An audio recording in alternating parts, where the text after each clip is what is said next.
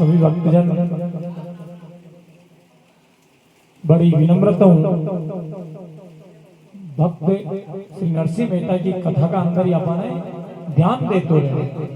हाँ कि ध्यान न दे तो आप यो कथा जो श्रवण कर रिया यो बिल्कुल विफल है।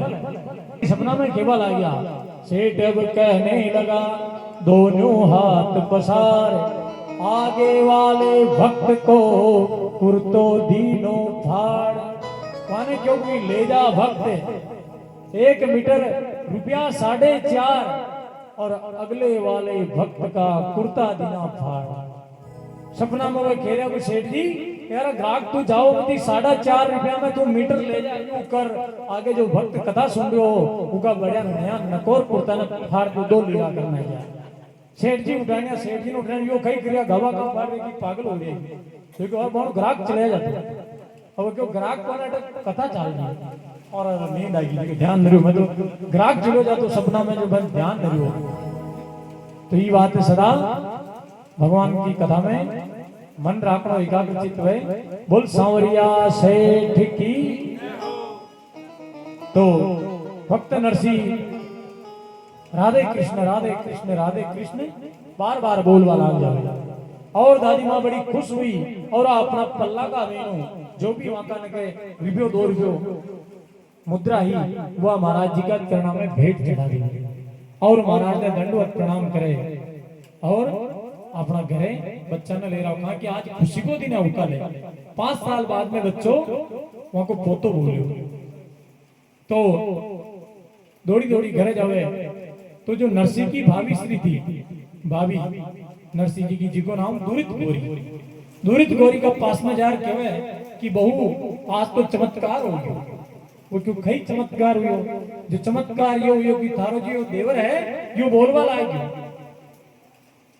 थारो देवर बोलवा लाग गयो क्योंकि यो बोलवा लाग गयो गूंगो वह थोड़ी उग्र स्वभाव की और बड़ी लड़ाकू वो क्यों भी बोलवा लागे कहीं बोले तो नरसिंह क्यों बेटा बोल तो वो क्यों राधे कृष्ण तो उस समय की या गति जूनागढ़ में वो क्यों भाई वहां भाभी श्री क्यों भी जय श्री कृष्ण खोई है ये राधे कृष्ण खोई है तो नरसिंह जी क्यों कोई है भगवान सर्वेश्वर ठाकुर जी महाराज है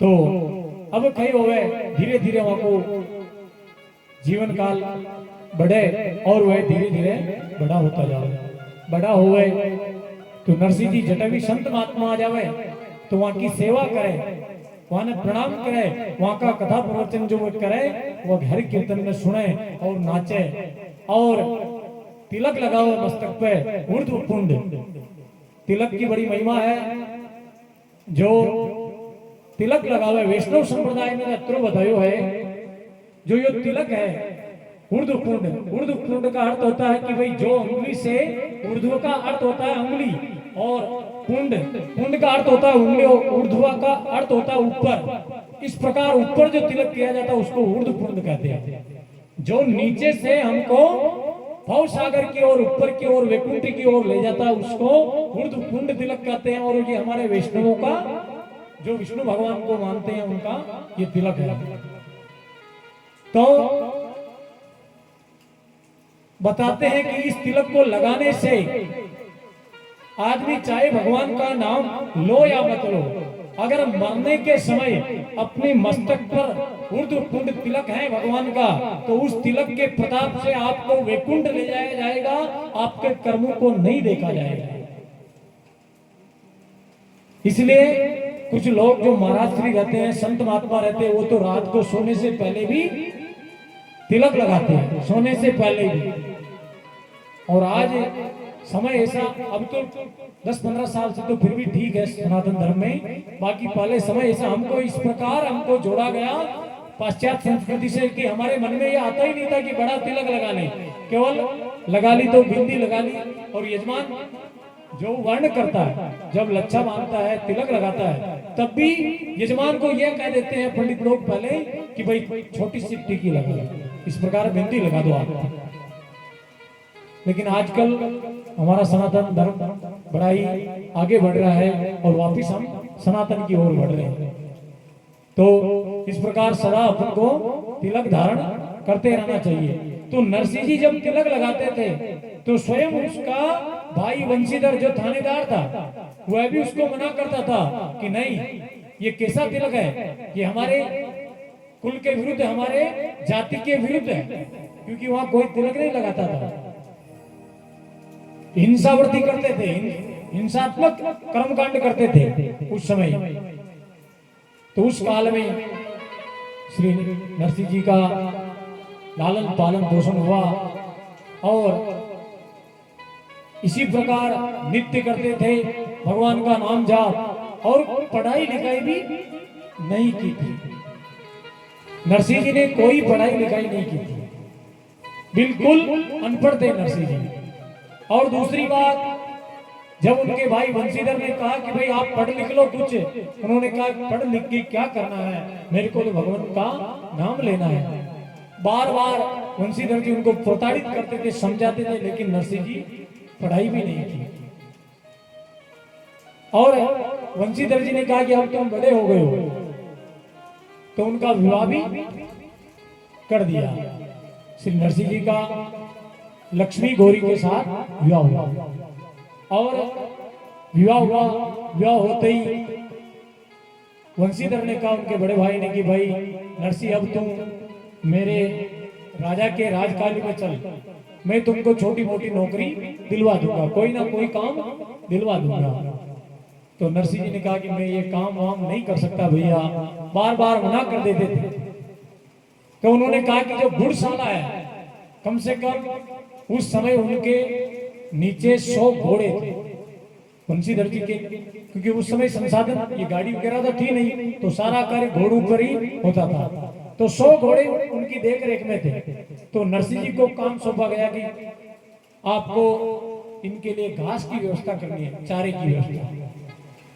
नरसिंह जी उनके चारे की व्यवस्था करते थे और भगवान का नाम लेते रहते थे। सुबह चारा लेने गए, यह दशा थी नरसिंह जी की।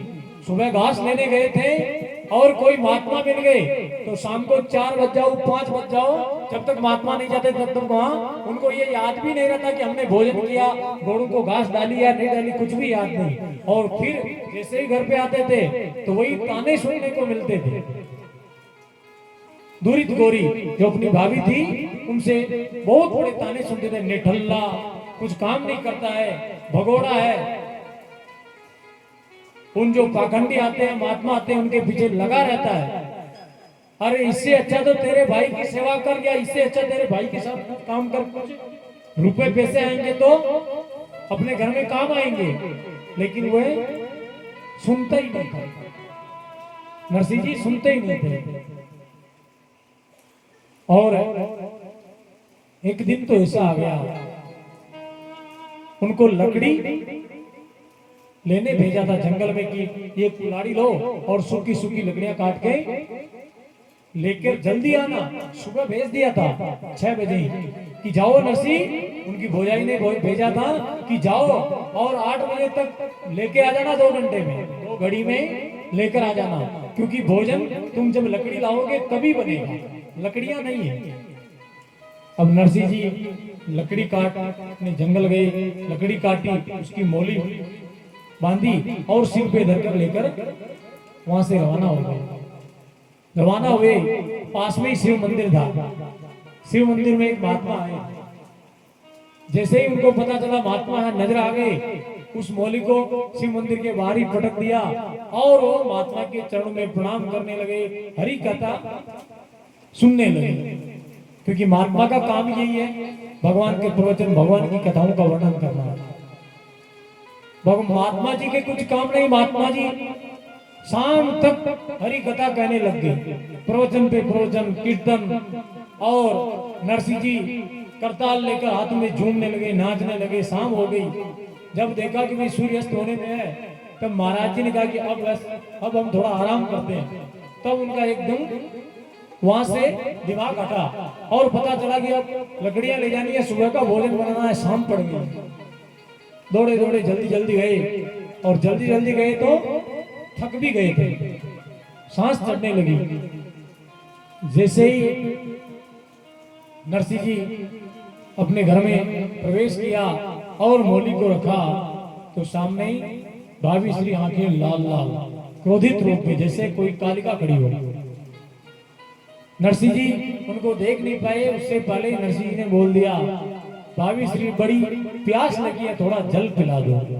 भाभी श्री बड़ी प्यास लगी है, थोड़ा जल पिला दो। ऐसा सुना, उनकी भौहें तन गई, बिल्कुल लाल लाल आंखें बाहर निकलने को आ गई। इतनी बड़ी आंखें निकाली अपनी भाभी ने और कहा, क्या कहा नरसिंह, पानी पिला दूं? जो तेरा भाई थानेदार है, उसकी यह हिम्मत नहीं होती कि वो मुझसे कह दे कि पानी पिला दे, और तू इतना देर से आया, तो इतनी देर कहाँ गया था और मेरे को कह रहा है पानी पिला दे।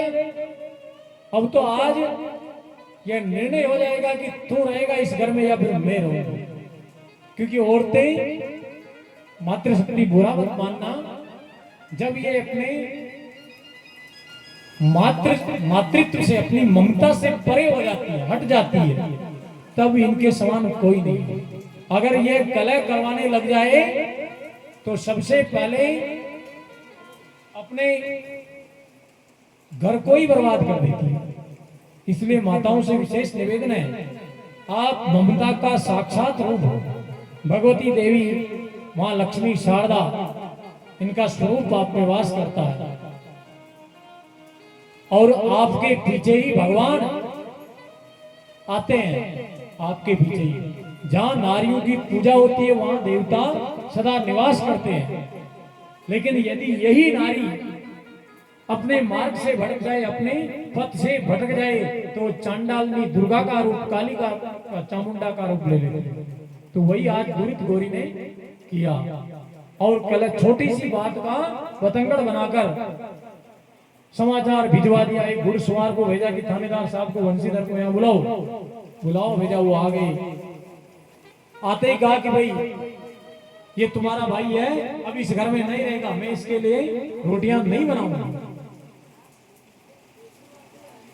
तो नरसिंह जी ने हाथ जोड़ के कहा कि भाभी श्री, इतनी बड़ी बात तो कोई हुई नहीं है, महात्मा आ गए थे तो मैं थोड़ा देर से आया था, बाकी इससे कुछ बड़ी बात तो है नहीं, और बड़ी प्यास लगी थी तो मैंने पानी मांग लिया, इससे तो कुछ ज्यादा मैंने कुछ कहा नहीं। तो दुरित गौरी ने उनकी एक नहीं सुनी, और वंशीधर को बार बार ठनकारा कि तुमने इनको माथे पर बिठा रखा है, तुमने अपने भाई को माथे पे बिठा रखा है, या कुछ काम करता नहीं है, निठल्ला है, घूमता रहता है, सारे दिन साधु संतों की सेवा में लगा रहता है, घर का कुछ काम करता नहीं है। तो अब या तो घर में ये रहेगा या फिर मैं रहूंगा, आप निर्णय करिए।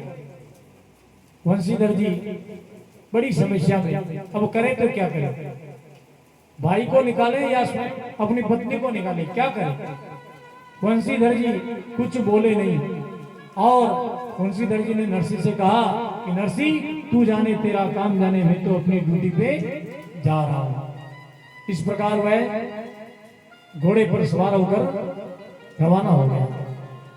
नरसिंह जी ने अपनी धर्मपत्नी से कहा कि हमारी वजह से हमारे भाई और भाभी में राड़ हो, कलह हो, तो ये तो बहुत बड़ी गलत बात है, हम किसी की कलह के लिए नहीं उत्पन्न हुए।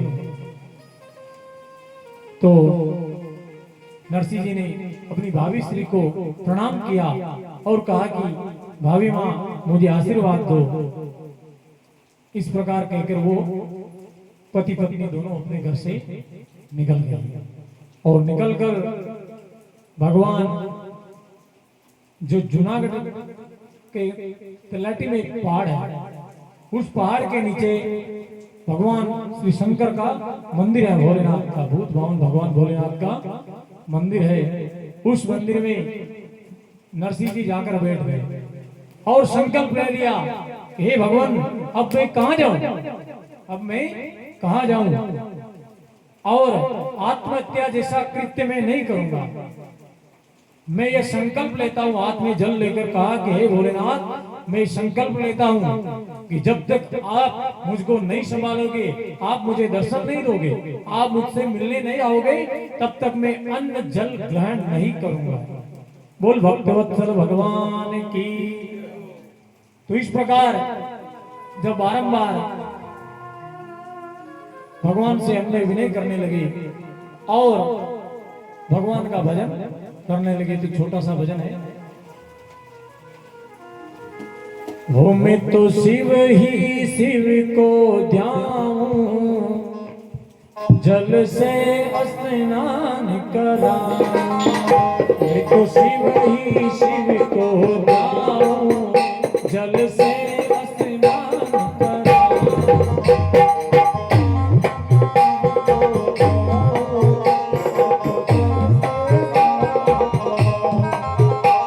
तो शिव ही शिव को ध्याऊं, जल से स्नान कराऊं।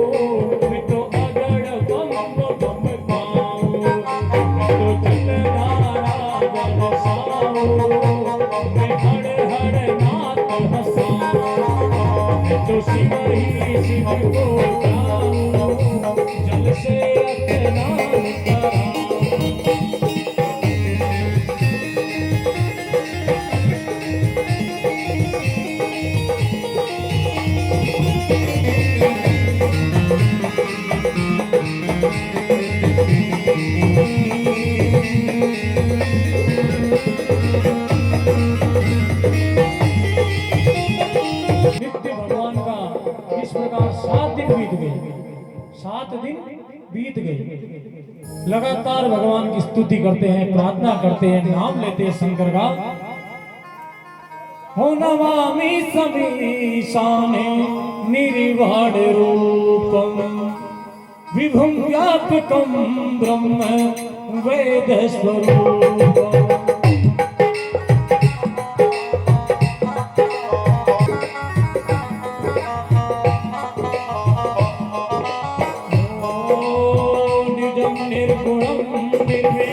कल्पम नरेशम अखंडम अखंडम परेशम नरेशम, कार्तिक कल्याणे कल्पांतकारी, सदा सज्जनानंदी दाता पुरारी।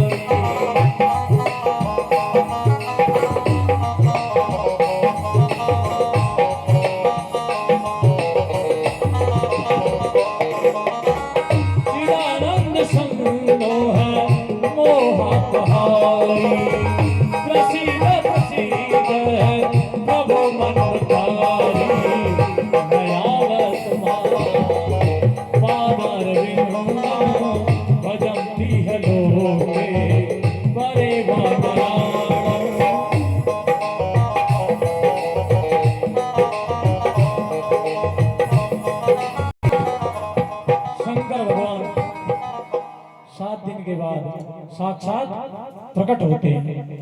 तब प्रसन्न भय शिव राजा अब मांगो सारू काजा, हे भक्त अब मांगो मैं तुम्हारे सारे कार्य सवार दूंगा। तो